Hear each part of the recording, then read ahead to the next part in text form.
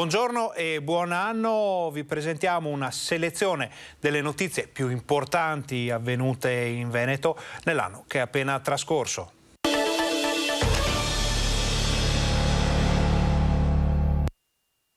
Ore 10:30, tutto pronto nella casa di riposo di Montecrocetta di Vicenza. 64 gli ospiti attualmente presenti, tutti ultra ottantenni e 2 centenarie di 103 anni, più un nucleo di 23 posti letto per malati di Alzheimer, 60 gli operatori. Il nuovo anno nella città del Palladio inizia così, con la vaccinazione contro il Covid nelle residenze per anziani. Sono già iniziate le vaccinazioni nei reparti e abbiamo praticamente tutti gli ospiti hanno dato il consenso per essere vaccinati e circa un 80% del personale dipendente ha dato appunto il consenso. Fiorindo, quasi 83enne, è il secondo vaccinato, prima di lui Angelina. Un po' spaesati ma contenti si sono sottoposti alla vaccinazione. Da dietro un vetro abbiamo raccolto il loro entusiasmo. Contento di aver fatto il vaccino Covid?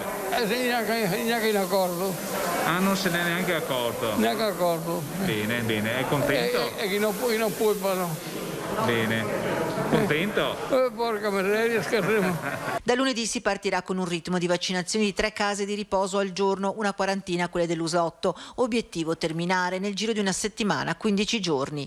Mentre nei reparti continua la vaccinazione degli ospiti, a sottoporsi al vaccino è il turno del personale sanitario. Era una cosa attesa, assolutamente attesa. Il personale spesso è dimenticato, ma io so quant'è la fatica che fanno in ogni giorno quando fanno i doppi e i tripli turni, quando l'assenza e la carenza di personale piega la schiena di ognuno. Ma nonostante ciò, oggi sono felici e vedono attraverso il vaccino e attraverso questa giornata una luce in fondo al tunnel. Personale che lancia un invito ai colleghi ancora titubanti. Di vaccinarsi, perché questo serve non solo per se stessi ma anche per i colleghi e per tutta la cittadinanza e per i nostri ospiti.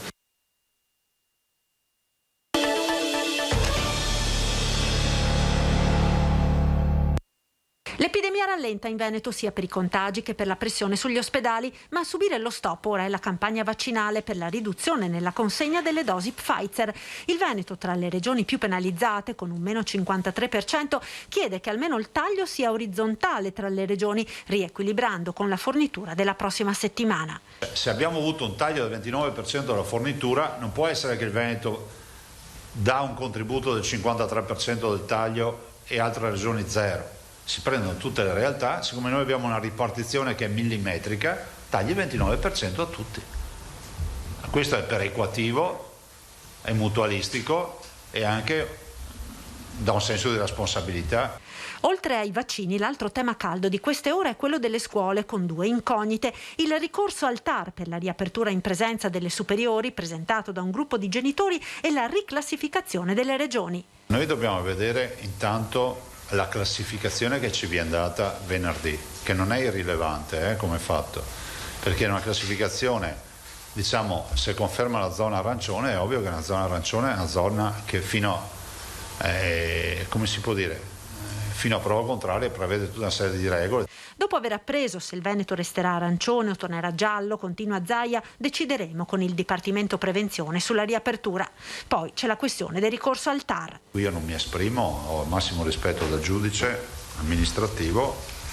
Quando sentenzierà andremo a leggerci la sentenza, decideremo come comportarsi di conseguenza. Bisogna vedere il testo della sentenza, capire quali sono le motivazioni, capire quali saranno le eventuali motivazioni.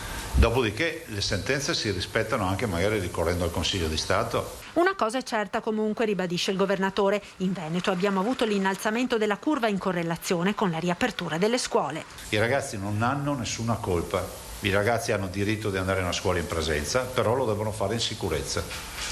Oggi, a nostro avviso, la sicurezza non è totale. Infine, non è mancata nel punto stampa odierno la polemica politica in relazione alla crisi di governo. Difficile governare con questi numeri, ha detto Zaia, lanciando una frecciata al Premier sul tema dell'autonomia. Il titolo quinto va rivisto, va tolte tutte le competenze allo Stato, perché è giusto che le regioni abbiano la loro autonomia. I paesi che funzionano hanno scelto di dare la competenza ai territori.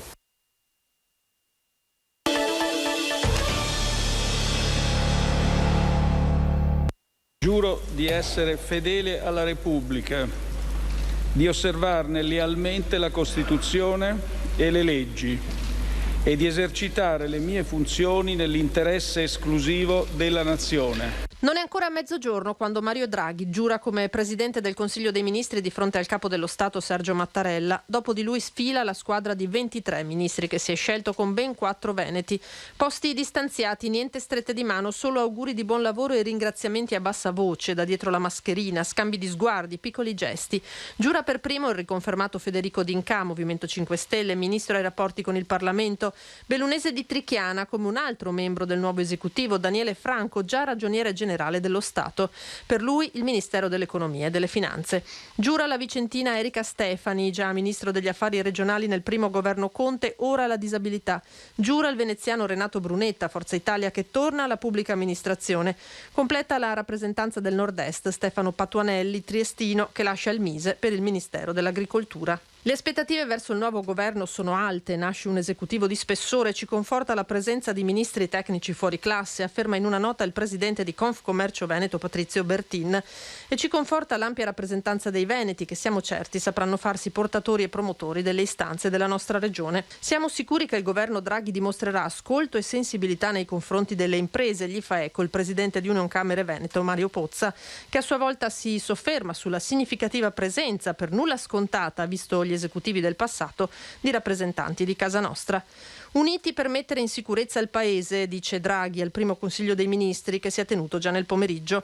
Poco prima il passaggio della campanella con Giuseppe Conte, uscito da Palazzo Chigi tra gli applausi, dalle finestre dei dipendenti, con cui ha condiviso 1 anno e mezzo di lavoro in uno dei periodi più difficili per l'intero Paese.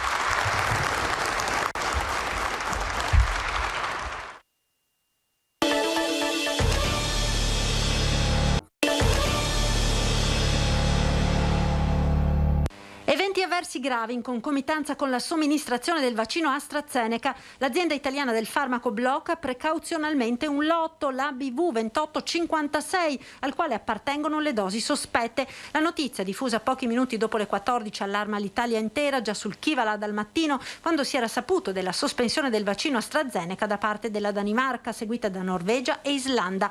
Nel nostro paese la decisione del blocco del lotto è stata presa dopo il decesso di un militare di 43 anni a Siracusa. Se la morte sia collegata alla somministrazione del vaccino non si sa. Al momento non è stato stabilito alcun nesso di causalità. A scopo precauzionale l'AIFA ha deciso per il divieto di utilizzo. Un certo numero di fiale del lotto ABV 2856 è arrivato anche in Veneto. La Regione ha provveduto a bloccarne l'uso, precisando che è attivo un monitoraggio costante delle reazioni avverse che finora non ha fatto registrare episodi di rilievo, ma solo eventi lievi che si possono comunemente verificare dopo l'erogazione. La notizia del blocco ha immediatamente allarmato chi ha già ricevuto una dose del vaccino AstraZeneca, forze dell'ordine, insegnanti, con le chat bollenti. Secondo quanto riferito dal SAPI, il sindacato autonomo di polizia, dosi di quel lotto sono state somministrate a Padova, Trieste e Rovigo nel nord-est, ma dal Dipartimento di Prevenzione della Regione Veneto non arrivano conferme né smentite. Sono in corso, si legge in un comunicato, tutte le verifiche farmacologiche del caso, i cui esiti è stato chiesto siano disponibili al più presto possibile.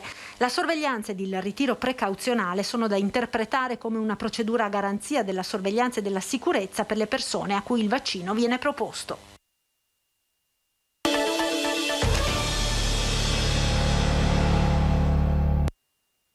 Ragazzi, incrociamo tutto quello che possiamo incrociare. Se sarà confermata la nostra proiezione che la dottoressa Russo con i suoi uffici ha fatto, noi domani speriamo auspicabilmente che ci sia un passaggio di colore. Il contenimento del Covid c'è. I dati dell'R Conti lo dimostrano, 1.12, con un'incidenza di 226.8 sotto la soglia dei 250 per 100.000 abitanti. In caso di fascia arancione riapriranno anche le scuole superiori al 50%. Sul fronte vaccini, dalla prossima settimana arriveranno 120.000 dosi di Pfizer da destinare ai richiami, ai soggetti ultrafragili e ai grandi anziani ancora da vaccinare, che sono 100.000. Sabato arriveranno 103.000 dosi di AstraZeneca e entro fine settimana 38.000 dosi di Moderna. Mentre dal 19 aprile arriverà in Veneto anche Johnson & Johnson. Per questo mercoledì la regione siglerà un accordo con le farmacie. Intanto è stato attivato il portale regionale per le prenotazioni. Stamane 18.000 persone sono riuscite a prenotare la vaccinazione, ma molte le criticità registrate. 4 o 5 ULSS oggi non hanno aperto le prenotazioni perché non avevano vaccini. Qual è stato il problema? Che dovevano bloccare con un banner, che adesso c'è, la prenotazione. Allora chi inseriva il codice fiscale in quell'ULSS si vedeva la scritta: lei non appartiene alla categoria che può essere vaccinata, e sotto un'altra scritta che c'è e deve restare: se ritiene di essere invece di avere diritto al vaccino, che ami il numero. Secondo voi cosa è successo al numero? È andato per aria, a 100 linee è andato per aria. Anche il call center con il numero verde unico regionale preso d'assalto dalle chiamate ha creato disguidi all'utenza che non riusciva a parlare con l'operatore. Quando si collega al sito della prenotazione, lei viene indirizzata ad una pagina che dà tutte le informazioni, compreso tutto l'elenco delle malattie fragili, fragilissimi, vulnerabili, che danno diritto ad accedere a quella categoria. Allora, non avendo quella pagina di spiegazioni, molti cittadini hanno telefonato per avere informazioni. Entro oggi le criticità, assicura Flor, saranno risolte.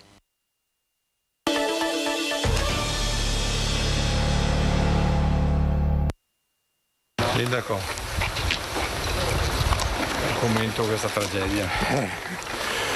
Scusate. Le lacrime del sindaco reggente raccontano il peso della tragedia che ha colpito oggi non solo una famiglia ma l'intera comunità di Montebelluna. Mattia Battistetti viveva con i genitori in via Monfener, nel quartiere di San Gaetano. Alternava al lavoro l'attività di volontariato con la Croce Bianca comunale. Un bravo ragazzo di buona famiglia, genitori molto presenti, il papà lavora in ospedale, la mamma è un'insegnante. Per cui una famiglia assolutamente ottima, diciamo. I nonni sempre presenti. Sono commosso perché conoscevo il ragazzo, tragedia, incredibile.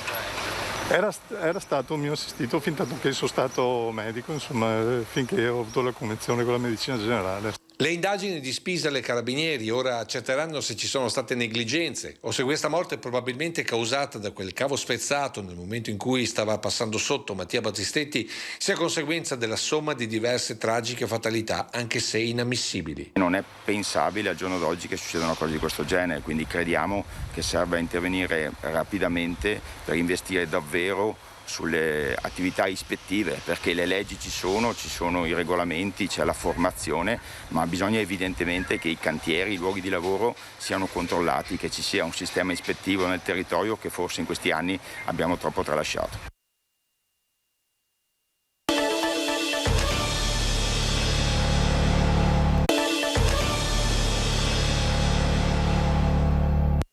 Devo dire che il Veneto in questo è estremamente virtuoso, è al numero 1 per over 80, 98% contro una media nazionale dell'88%, numero 1 over 70, 83% contro una media che è circa 75%, sui fragili è in cima alle classifiche e quello che voglio dire, percentuali di inoculazioni rispetto alla distribuzione sempre al di sopra del 90%. Riconosce la virtuosità del modello regionale il commissario Figliuolo nella sua intensa giornata in Veneto, accompagnato dal governatore Zaia alle 10:30 all'arrivo puntuale al padiglione Rama all'ospedale di Mestre, dove, come raccontano le nostre immagini in esclusiva, prima ha incontrato i vertici della sanità regionale, poi nel vicino auditorium i prefetti. Da lì il primo sopralluogo al lab vaccinale al Pala Expo di Marghera e le prime dichiarazioni ufficiali di giornata. Il punto di svolta, dice Figliuolo, è vicino. Maggio un mese di transizione, giugno deve essere un mese di svolta, è il mese dove dare proprio quella che si può definire una spallata definitiva e lasciarci indietro il periodo peggiore. Figliuolo, che è tornato sulla questione Pfizer e sull'intervallo necessario fra prima e seconda dose, qui le rassicurazioni sanitarie del CTS si coniugano con la realpolitik. Nell'ambito di una pandemia dove c'è gente che rischia di andare all'ospedale, di andare in terapia intensiva e addirittura di morire, se si dà mezzo scudo a più persone è meglio che darne un intero a meno persone. Quanto alle disponibilità di vaccino sul territorio nazionale, il bilanciamento è continuo. Noi non facciamo magazzino, quando serve la struttura commissariale, siccome fa proiezioni e controllo tutti i momenti, tutto il giorno di ciò che c'è, si bilancia con il consenso delle regioni interessate. Il viaggio di Figliuolo è poi proseguito su Padova, prima la Binfiera, poi l'ex ospedale militare, l'ultima tappa a Verona, sopralluoghi che hanno consentito di mettere in fila numeri e prospettive. Abbiamo già inoculato, quasi 2.200.000 dosi, possiamo dire che sulla popolazione target, che è di 4.200.000 abitanti, vuol dire che in via teorica, matematica, una testa su due ha avuto un incontro ravvicinato con il vaccino. Da lunedì l'ulteriore passo in avanti con il via alle prenotazioni degli over 40 con le conseguenze operative del caso. Nel momento in cui apriremo ovviamente ai quarantenni, dai 40 ai 49 anni, apriamo un target che ha 742.000 iscritti in Veneto, quindi vuol dire che 742.000 persone andranno a ingolfare i centri vaccinali. Quindi chi ha già deciso di vaccinarsi e ancora non si è iscritto sopra i 50 anni lo faccia subito in queste ore, perché poi rischia veramente di finire in coda.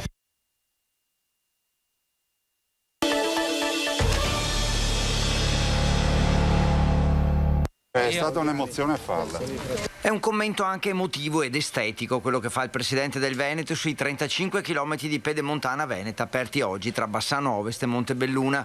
Finalmente questa arteria attraversa e collega le province di Vicenza e Treviso, abbatte i tempi, riduce i costi per il trasporto delle merci, migliora i dati dell'inquinamento. A Bassano si danno appuntamento sindaci, consiglieri, imprenditori che hanno creduto in questa superstrada insieme a Zaia, e l'efficienza è anche nell'organizzazione della cerimonia. Obbligo di presentarsi con il referto di un tampone, altrimenti l'UL7 lo effettua al momento. Solo dopo si entra nella zona protetta dell'inaugurazione.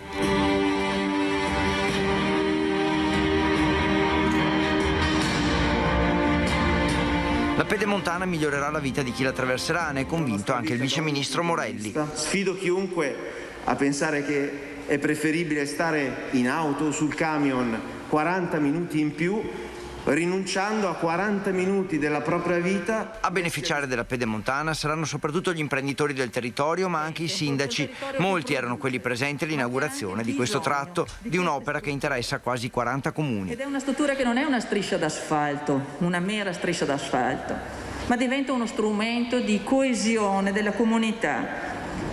Al trasporto merci, è una possibilità per le aziende, per il turismo. Una strada, sottolinea il presidente Luca Zaia, nata grazie all'impegno di chi tutti i giorni, con caldo, freddo, pioggia o sole, ha portato avanti l'opera, e grazie ai voti del Consiglio regionale, tanto che il governatore fa salire sul palco i consiglieri per un applauso collettivo, rivelando anche la prossima priorità. Ci vuole una squadra che non sia l'ufficio complicazioni e affari semplici. Il merito è dei consiglieri che ci sono stati. Il merito è di consiglieri che ci sono ora. Ovvio che la prossima è l'autonomia. Finito il Covid si parla solo di autonomia in Veneto. Grazie. Grazie mille. Grazie. Infine la benedizione del casello e il taglio del nastro, quindi l'apertura ufficiale della strada, con i primi ingressi al casello di Bassano alle 15.04 di venerdì. Questa è un'infrastruttura che cambierà il modo di pensare, di ragionare, di programmare i nostri viaggi in questi territori. Diamo solo un esempio: un Treviso Nord-Bassano potrebbe essere una percorrenza di 20-25 minuti. Adesso cos'è? Un'ora e un quarto, un'ora e mezza, dipende da come ti va.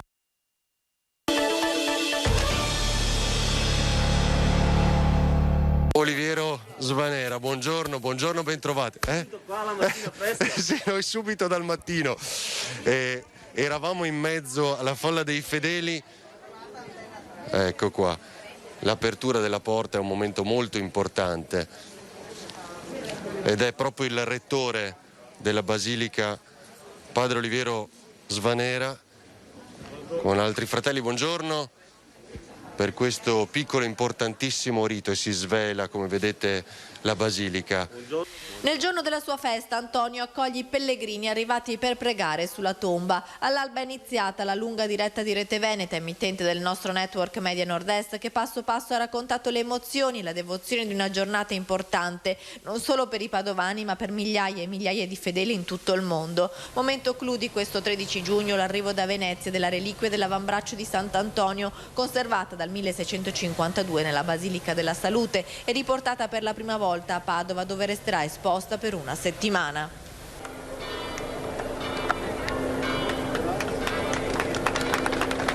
Parte l'applauso. Parte l'applauso. Patriarca. Viva Sant'Antonio. Urlano. Portata dalla patriarca di Venezia Francesco Moraglia e dal rettore della Basilica del Santo, padre Oliviero Svanera, la reliquia è entrata a Padova salutata dagli applausi dei fedeli in trepidante attesa sul sagrato. Cari fratelli e sorelle, l'Eucaristia che stiamo celebrando è il momento culminante, come vi dicevo, di una giornata che ci ha visto pellegrini dalla Basilica della Madonna della Salute a Venezia alla Basilica del Santo di Padova, attraversando non solo territori, ma luoghi che in quest'anno di pandemia sono diventati spazi umani di sofferenza, ma anche di cura. Dopo la messa solenne, la seconda emozionante peregrinazio, quella della statua del santo e di una reliquia ex massa corporis, che hanno viaggiato lungo le strade della città per portare la parola di Antonio in luoghi carichi di significato.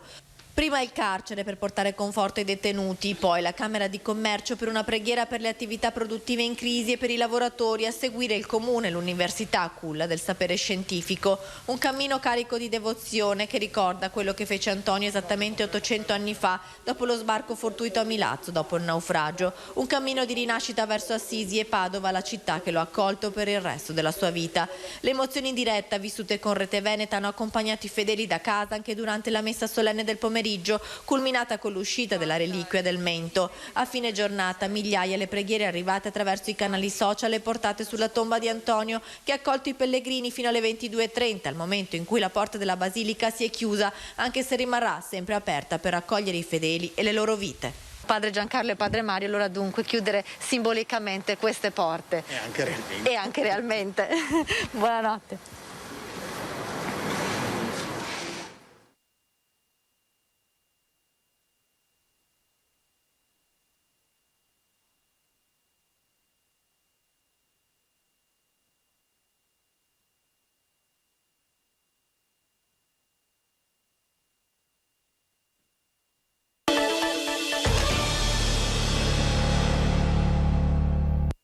Lo vedete, padre Oliviero Svanera, rettore della Basilica di Sant'Antonio, che ha con sé la reliquia. Svanero, intanto sentite. Esce dal santo per imbarcarsi al portello, salutata dall'alzata di remi delle imbarcazioni storiche venete. La Basilica di Sant'Antonio e la Basilica della Madonna della Salute attestano la devozione del popolo di Dio e dei fedeli che vi accorrono da ogni parte per incontrare il Santo e Maria Santissima. È iniziato così, con una benedizione dalle acque, il viaggio di ritorno a Venezia della reliquia dell'avambraccio di Sant'Antonio, che dopo una settimana di ostensione ha lasciato la Basilica del Santo a Padova. La reliquia, a bordo di un'imbarcazione dei carabinieri, ha ripercorso l'antico tragitto, lo stesso fatto nel 1652, quando venne donata dai frati del Santo alla Serenissima. Un viaggio suggestivo lungo la riviera del Brenta che Rete Veneta, canale del nostro network Media Nord-Est, ha seguito passo passo in diretta per portare nelle vostre case l'emozione del pellegrinaggio della reliquia. E ora insieme diciamo la preghiera che Gesù ci ha insegnato. A Noventa Padovana, Stra, Dolo, Mire, Oriago le soste per una preghiera e una benedizione. Lungo il tragitto, affacciati dalle case o in trepidante attesa sugli argini, migliaia e migliaia di fedeli hanno salutato il passaggio della barca. Meraviglioso, meraviglioso, una storia che tutto il mondo può guardare anche in questo momento attraverso i nostri canali e siti internet. L'arrivo in laguna e l'ingresso in Canal Grande, dove in campo San Samuele ad attenderla c'era il patriarca di Venezia, Francesco Moraglia. Sale a bordo della dogaressa, il patriarca di Venezia Francesco Moraglia. È un momento storico. Immagini uniche per questo storico momento che ha segnato le celebrazioni del Giugno Antoniano, che ha unito quest'anno, nel segno del santo, Padova e Venezia.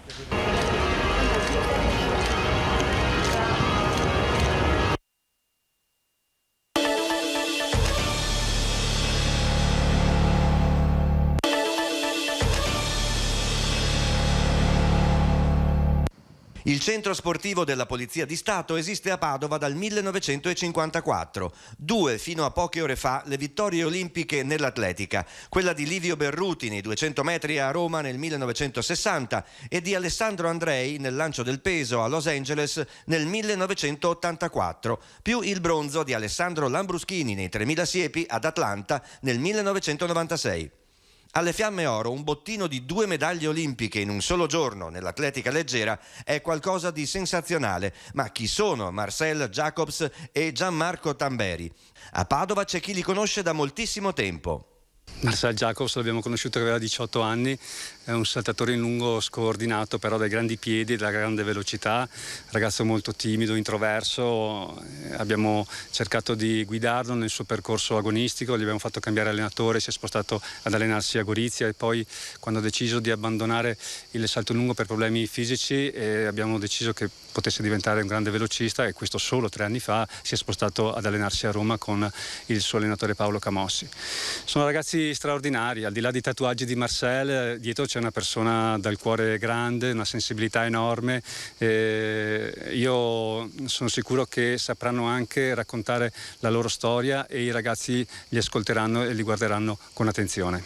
Ci sono degli aspetti in comune nel carattere tra Jacobs e Tamberi. Gianmarco Tamberi anch'io lo conosco da quando ero bimbo, perché io saltavo con il papà Marco e quindi abbiamo condiviso lo stesso sport, la stessa specialità nelle pedane del salto in alto. Jimbo ha un carattere molto estroverso, però anche lui è un ragazzo molto rispettoso, molto educato. Ieri l'abbiamo visto abbracciare Barshim prima della fine della gara, nonostante non sapessero che avessero vinto l'oro, gli vogliono tutti bene. È un carattere estroverso, però ha un cuore grande. Fino a un mese fa Gianmarco Tamberi era tesserato per la ATL Etica di San Vendemiano Treviso. Ora per quella società e per le Fiamme Oro sarà il testimonial di un progetto sociale della Polizia di Stato nelle scuole. Il 10 settembre sarà a Padova. Gianmarco Tamberi che sarà testimonial di un percorso che vuole portare questi ragazzi ad avere una guida, un modello che possa essere di ispirazione anche per incentivarli a fare sport. Tamberi arriverà da Tokyo martedì alle 20:30 a Roma. Jacobs invece rientrerà in patria dopo la staffetta 4% dell'8 agosto.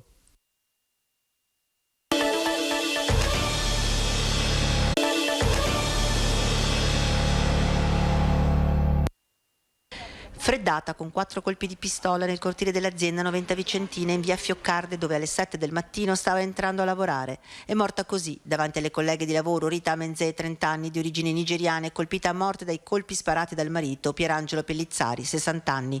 Spari sentiti anche dai residenti. Ho sentito gli spari di pistola, 4. E dopo subito urlare. Ho sentito degli spari e basta. Sono uscito, ho visto un po' di parapiglie qua, come altri insomma che erano qua attorno insomma. Secondo quanto raccontato, l'uomo avrebbe atteso la compagna al posto di lavoro nascondendo l'auto, una Jeep Cherokee riconoscibile dalla donna, dietro un camion. Poi, appena è stata vicina, è uscito e le ha sparato 4 colpi, riposto la pistola nella giacca, risalito in macchina, è sparito. Immediatamente sono scattate le ricerche dell'uomo. L'elicottero ha sorvolato Villaga, comune dove la coppia risiedeva. Improvvisamente sul luogo dell'omicidio piomba la notizia che l'uomo potrebbe essere a casa. Qualcuno ha visto la macchina. I carabinieri hanno circondato l'abitazione di via Quargente e setacciato i vicini campi casolari alla ricerca del 60enne fuggitivo. Secondo alcune testimonianze, Pierangelo si sarebbe tagliato i capelli per poi scappare a piedi. Rita avrebbe compiuto 31 anni il 26 settembre, bella e solare, lavoratrice, così viene descritta. Arrivata dalla Nigeria nel 2017, è stata accolta nel comune di Valliona, dove nel 2018 ha sposato Pierangelo. Ad agosto del 2019 la coppia si è trasferita a Villaga, nella casa di famiglia di lui. Lei lavorava e quindi era via dalla mattina alla sera. Ultimamente lui era senza lavoro, era un anno che era senza lavoro, veniva in comune a chiedere i contributi per il sussidio per gli alimenti. Un personaggio sopra le righe, Pierangelo Pellizzari, geloso della compagna, ma certo nessuno si sarebbe aspettato la tragedia. Lui era una persona, come dire, un po' sopra le righe, e probabilmente in comprensioni che culturali, lì lei era qua da poco, e poi insomma nigeriana, probabilmente conosceva anche poco la lingua, e poi nascono queste tragedie che sono impensabili.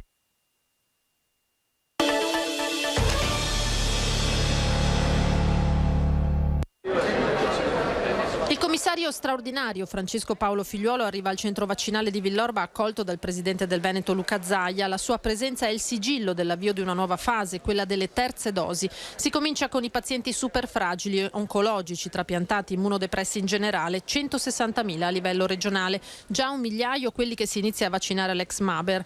Zaia fa da cicerone, mostra la struttura al commissario, lo porta lì dove si preparano le dosi, ottimizzando, come fatto fin dall'inizio, il contenuto dei flaconi. Mi ricordo quando mi ha inviato il disciplinare su come tirar fuori una dose in più. I saluti ai cittadini in attesa che applaudono. Grazie a voi. Da dove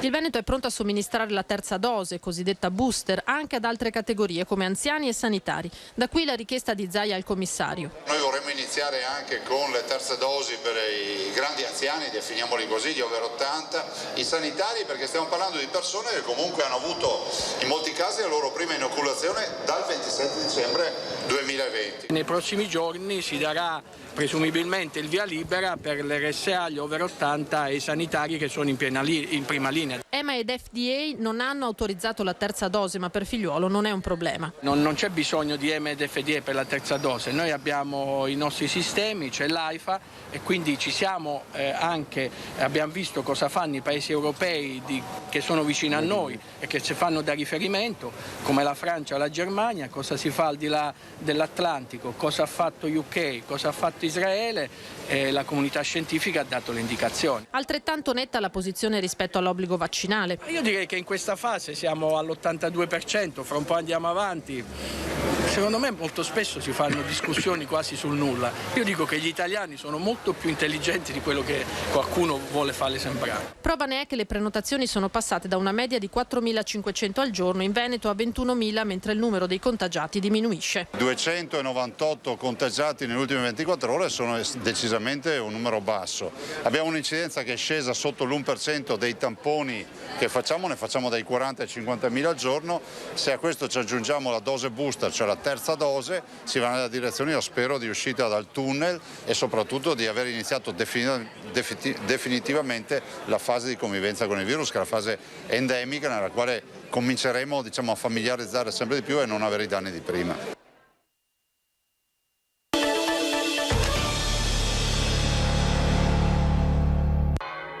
Per gli onori degli altari sono passati 18 anni e tra i testimoni sentiti dalla Congregazione delle Cause dei Santi c'è stato anche Benedetto XVI, che proprio nella sua visita a Belluno nel 2004 disse di pregare Papa Luciani già come santo. Oggi l'annuncio ufficiale: Papa Giovanni Paolo I sarà beato. Papa Luciani è qui con il suo insegnamento, con il suo esempio, con il suo sorriso.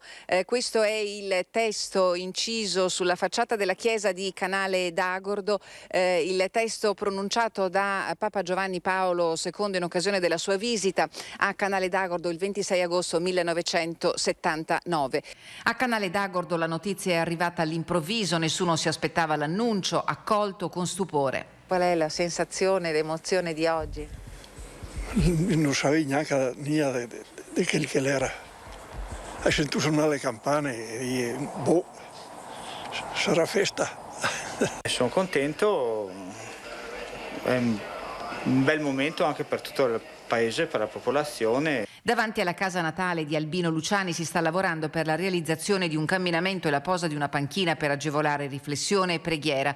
Una devota esprime il suo pensiero lontano dalla telecamera. È stato per noi un grandissimo Papa, dice, spero che porti molta serenità nelle famiglie. Il direttore della Fondazione Papa Luciani, Loris Serafini, al telefono ricorda le parole del vescovo Vincenzo Savio. Fu lui nel 2003 a farsi carico della causa di beatificazione di Papa Luciani come modello di vita. Lui teneva teneva tanto a una santità ordinaria, no? Diceva che si fa santi non facendo cose straordinarie, ma come diceva Papa Luciani, la Madonna si è fatta santa lavando scodelle, pelando patate o qualcosa di simile. Ecco, questa immagine che lui utilizzava la usava proprio per dire la necessità a tutti di farsi santi, cioè di essere cristiani appieno. Papa Francesco ha autorizzato la promulgazione del decreto riguardante il miracolo di guarigione di una bambina di 11 anni di Buenos Aires, attribuito all'intercessione di Giovanni Paolo I. Papa Bergoglio, che della capitale argentina è stato arcivescovo, ha ora il compito di firmare il decreto. Per la celebrazione ufficiale bisognerà attendere la prossima primavera.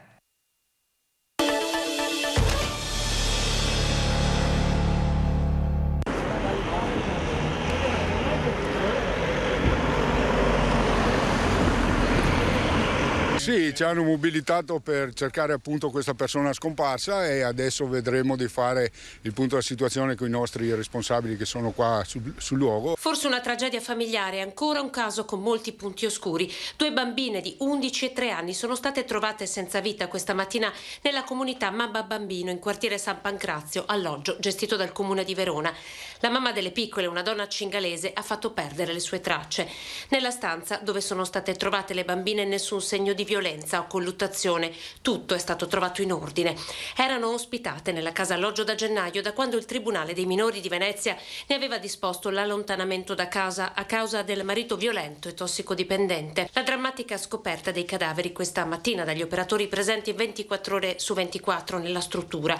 L'allarme è scattato immediatamente, subito sono partite le ricerche della donna lungo le sponde dell'Adige. In volo si è elevato l'elicottero a terra e i cani molecolari del gruppo cinofili.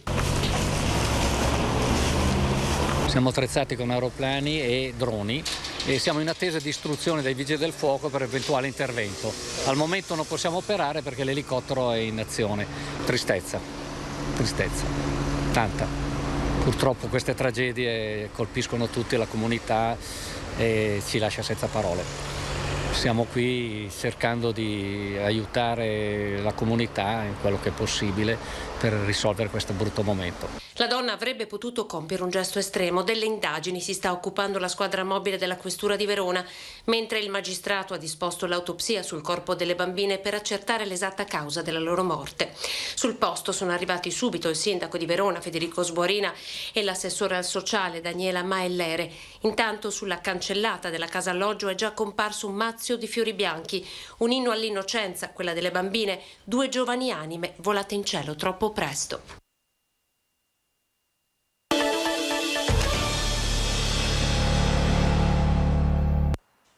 Non riusciva più a vederla soffrire a letto, un peso che portava da anni, e così con un cuscino l'ha soffocata. Poi ha preso 2 coltelli da cucina e si è ferito al petto. Il dramma si è consumato questa mattina all'alba tra le mura di questa casa nelle campagne di Cadoneghe, prima periferia padovana. Ferruccio Bosello, 84 anni, ha ucciso la moglie Natalina Milani, 81 anni, che da tempo era malata. Poi ha tentato il suicidio e ora è ricoverato in gravi condizioni all'ospedale di Padova. A scoprire la tragedia è la compagna del figlio della coppia, che come ogni mattina prima di andare al lavoro passava a salutare gli anziani suoceri. Ha trovato Ferruccio agonizzante in cucina e Natalina esanime a letto. Ha chiamato il compagno e i carabinieri, giunti subito sul posto. Natalina da 3 anni era malata di Alzheimer, una situazione seguita anche dal comune. Il sindaco Marco Schiesaro è corso subito a porgere le condoglianze. Noi conoscevamo la situazione di lei per la malattia, la patologia che aveva, era anche seguita in base alle richieste della famiglia e si andava anche a un controllo domiciliare. La signora era malata ormai da tempo, da 3 anni ormai. Una famiglia tranquilla, unita nell'affrontare il dolore per la malattia di Natalina. Venerdì sera, l'ultima cena, tutti assieme. Ferruccio era apparso sorridente, nulla lasciava presagire la tragedia imminente.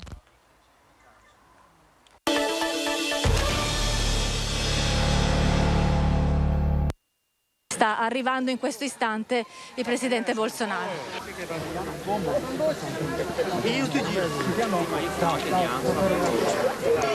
Lo vedete, si sta avvicinando al... Sì, adesso si sta... Eccolo qui, a giubbotto blu, senza mascherina. Mezzogiorno e pochi minuti, l'arrivo di Jair Bolsonaro a Villa Veneranda Arca del Santo ad Anguillara Veneta segna l'inizio della contestata visita del presidente del Brasile in Veneto, dove è arrivato per ricevere la cittadinanza onoraria dal piccolo comune della Bassa Padovana che diede i natali al suo bisnonno. Il presidente, cogliendo di sorpresa tutti, si avvicina alla folla di sostenitori che fin dalle prime ore del giorno si sono messi in paziente attesa.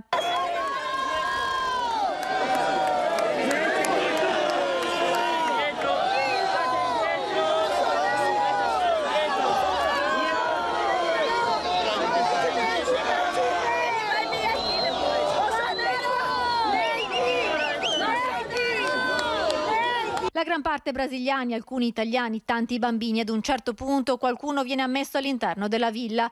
Per Bolsonaro nessun passaggio in comune, ancora imbrattato dopo il raid vandalico di venerdì, né nella chiesa del paese, dove dalle 9 alle 11 c'erano 200 manifestanti a contestarne la visita, tra di loro anche una rappresentante del Partito dei Lavoratori Brasiliani e un consigliere d'opposizione di Anguillara. Dare un'onorificenza a una persona che con la propria politica, che con le proprie azioni e le proprie affermazioni si mette di traverso la Carta Costituzionale è un controsenso. Faccio presente che a queste nostre osservazioni il sindaco ha risposto che non avrebbe risposto. Cosa rappresenta per i brasiliani Bolsonaro?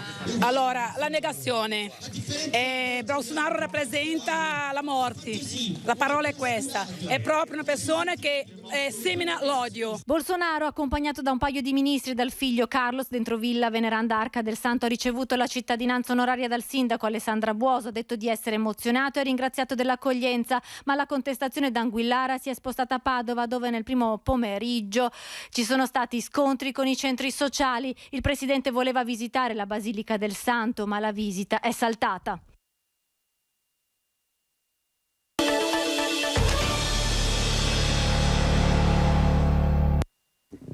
È quello che state vedendo, il camper dove domenica mattina è stato ritrovato il corpo senza vita di Giulia Rigon, la 31enne di Asiago. Accanto al camper la Fiat Punto della giovane donna. Sarà l'autopsia a chiarire le cause del decesso della 31enne domiciliata a San Vito di Bassano a casa di una parente. Il corpo senza vita è stato rinvenuto nel camper del compagno Enrique Cappellari, 29 anni, parcheggiato in un'area sosta in una laterale di via Capitelvecchio, al confine tra Bassano e Cassola.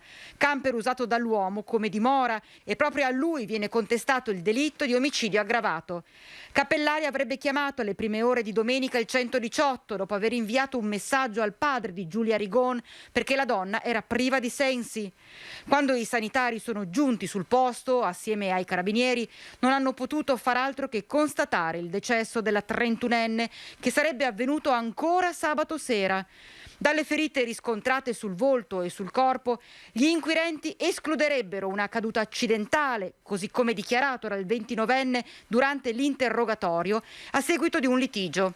Le lesioni sono più compatibili a percosse così violente da causare il decesso della 31enne. Lui avrebbe anche dichiarato di non essersi accorto della morte della fidanzata nel momento in cui aveva chiamato i soccorsi. I carabinieri hanno sentito anche chi vive e lavora in zona per capire se qualcuno possa aver visto qualcosa. Al momento potrebbero essere d'aiuto le immagini della telecamera di un'azienda che si trova proprio davanti al parcheggio. Nessuno si è accorto di niente, insomma, ecco. Io non so neanche chi potesse essere sta ragazza qua. Lei ha una telecamera sul retro che potrebbe venire in aiuto degli inquirenti. Loro mi hanno chiesto se possono, in caso che ritengono loro opportuno, noi siamo qui. Nelle prossime ore i militari della RIS di Parma effettueranno gli accertamenti all'interno del camper e nelle immediate adiacenze, costantemente sorvegliate dagli uomini dell'Arma, per riuscire a far luce su quello che potrebbe essere l'ennesimo femminicidio.